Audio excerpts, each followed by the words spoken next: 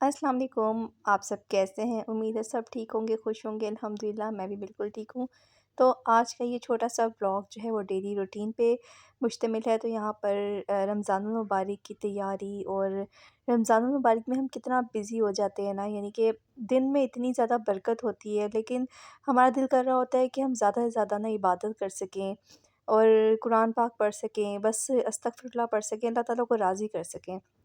तो यहाँ पर सहर व अफ्तार की तैयारी के साथ-साथ जब हम अपने ज़बानों पर ज़िक्र अल्लाह ताला का जारी रखते हैं ना, तो हमारे हर चीज़ में बहुत बरकत शामिल हो जाती है। तो यहाँ पर सहरी वग़ैरह बनाने के बाद, सहरी करने के बाद मोस्टली जो है वो मैं रेस्ट कर लेती हूँ। तो उसके बाद जब मैं उठती हूँ, तो फिर मैंने ये बर्तन वग़ैरह धो लिए थे और साथ ही जो दूध है ना, वो उसकी देचकी मैंने खाली कर दी, ताकि जब यानी ये साफ़ हो और जब नेक्स्ट डे का जब दूध हमने बॉयल करना हो, तो मैं इसमें बॉयल कर लूँ। यहाँ पर मैं शकरकंदी को जो है वो बना रही थी और ये मैंने फ़र्स्ट टाइम इस तरीके से बनाई है, बहुत मज़ेदार बनी है और इसको बॉयल भी नहीं किया था और ये बॉयल किए बगैर ही ना स्टीम में बहुत ज़बरदस्ती बनी है। इसके लिए आपने क्या करना है, आपने अच्छी तरह से शकरकंदी को वॉश कर लेना है क्योंकि इसके ऊपर बहुत ज़्यादा मिट्टी होती है, बहुत ज़्यादा डर्ट होती है। इसको बहुत अच्छी तरह से वॉश करना है जब तक पानी साफ़ ना हो जाए। देखें, साथ-साथ मेरे बर्तन भी धुल गए थे और मैंने जो चूल्हा वगैरह है वो भी साफ़ कर लिया था।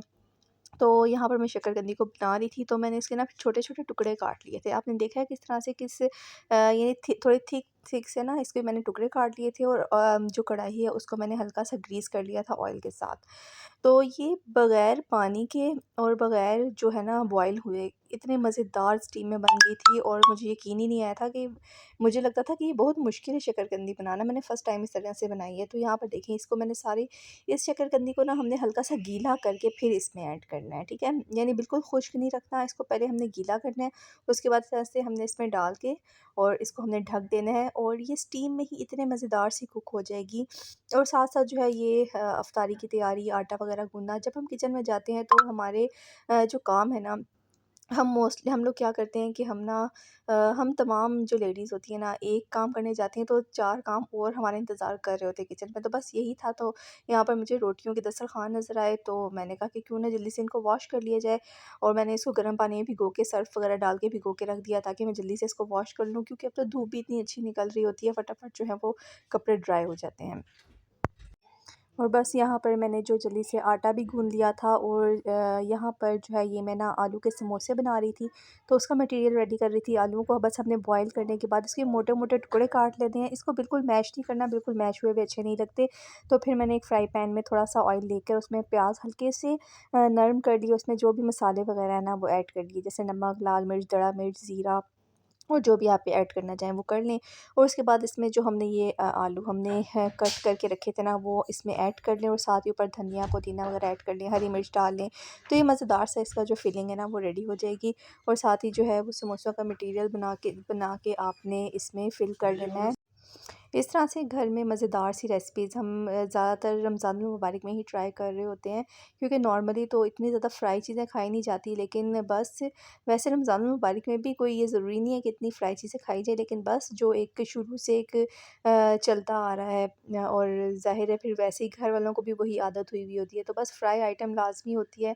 और कोशिश किया करें कि पानी का इंटेक आप रमज़ानुल मुबारक में अच्छा रखें अपना, क्योंकि मौसम भी ज़रा गर्म नहीं है, तो पानी इतना नहीं पिया जा रहा होता, तो हमें डिहाइड्रेशन भी हो सकती है। तो यहाँ पर देखिए मैं डो तैयार कर रही थी जिसमें मैंने समोसों की फिलिंग करनी थी। मैदे में हमने जो है वो अजवाइन, नमक और जो ऑयल ले लें या घी ले लें, इसको हमने ना अच्छी तरह से मिक्स कर लेना है। हमने इतना मिक्स करना है कि हम जब इस मटेरियल को हाथ में पकड़े ना, तो वो उसी शेप में रहे। देखिए ये मैं आपको पकड़ के दिखा रही हूँ, ये देखिए ये टूटेगा नहीं दोबारा से। तो इस तरह से इतना हमने ऑयल डालना है, ये इसमें कम से कम 2 से 3 चम्मच ही डलेंगे, ज़्यादा नहीं डलेंगे। यहाँ पर मैं जो है वो आटा वगैरह भी मैंने गूँध लिया था और साथ-साथ तमाम काम चल रहे होते हैं। ऐसा नहीं होता कि एक काम पूरा हम ख़त्म करके दूसरा स्टार्ट करेंगे। बस जब किचन में आना होता है ना, तो इस तरह स्टेप बाय स्टेप सारे काम ही तकरीबन हो रहे होते हैं। तो यहाँ पर मेरा आटा भी गूँध चुका था और बर्तन भी आपको पता है साथ-साथ जमा होते रहते हैं।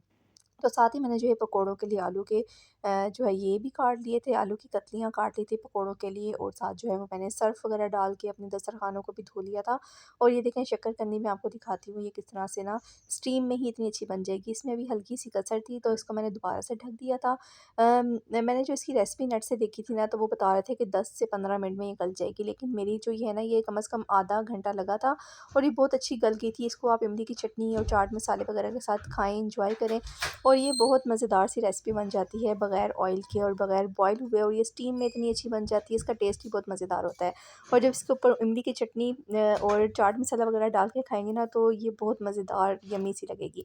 तो बस यहाँ पर ये सबको बहुत ज़्यादा पसंद आई थी। देखिए कितनी अच्छी सी गल गई है। हालाँकि मैं खुद सोच रही थी इतनी सख्त है, ये किस तरह से स्टीम में होगी, लेकिन जब मैंने ये बनाई तो वाक़ई स्टीम में ही बहुत अच्छी तरह से ये कुक हो गई थी। तो बस यहाँ पर मैंने जो है वो बेसन अपना छानना था, और मैं छान के ना पूरा किलो वाला जो एक पैकेट है ना, वो छान के मैं इसमें रख लेती हूँ, क्योंकि रोज़ आपको पता है कि बेसन इस्तेमाल हो रहा होता है, तो बस छानना नहीं पड़ता और आराम से हम निकाल के इसे यूज़ कर लेते हैं। यहाँ पर देखिए मैंने साबूदाना भी गोया हुआ था, तो जो लबे शीरी है ना, वो मैं बना रही थी। तो उसकी तैयारी कर रही थी, उसकी रेसिपी मैं आपसे लाज़मी शेयर करूँगी अपने किसी नेक्स्ट व्लॉग में, क्योंकि ये बहुत ज़्यादा यम्मी और टेस्टी बनता है। उसके लिए साबूदाना वगैरह भिगोना पड़ता है, और इसके अलावा तुख मलंगा और जेली जो है वो आप किसी भी कलर की जेली यूज़ कर ले सकते हैं। मैंने यहाँ पर रेड जेली यूज़ की थी, और जो है ना, बस ये दूध में, ठंडे से दूध में ना ये सब चीज़ें मिक्स करनी होती हैं, और इसमें चीनी भी डाल दें। तो बस साथ-साथ जो है ये वाले काम भी चल रहे होते हैं, और साथ जो फ्रूट्स वगैरह आए हुए थे उनकी चाट वगैरह बनानी थी। तो स्ट्रॉबेरीज़ का सीज़न आ गया है, तो स्ट्रॉबेरी का मिल्क शेक आप बताएँ किस-किस को अच्छा लगता है? मुझे तो बहुत पसंद है स्ट्रॉबेरी का मिल्क शेक। तो यहाँ पर फ्रूट चाट बन रही थी, तो ये कलर्स देखिए कितने प्यारे माशाल्लाह से लग रहे हैं ये फ्रूट्स के। बस अल्लाह ताला ने कितनी ज़्यादा नेमतें इंसान को इस दुनिया में अता की हैं। अल्लाह ताला ने ये फल फ्रूट हमारे लिए बनाए हैं, कितने मज़ेदार और कितने खूबसूरत लगते हैं। तो बस यहाँ मैं अपने व्लॉग का अख्ताम करूँगी। आई होप कि आपको मेरा आज का व्लॉग पसंद आया होगा। अगर मेरा चैनल पसंद आया है, मेरा व्लॉग पसंद आया है, तो मेरे चैनल को लाइक, शेयर, सब्सक्राइब लाज़मी कर दीजिएगा, और दुआ में भी याद रखिएगा। अल्लाह हाफ़िज़।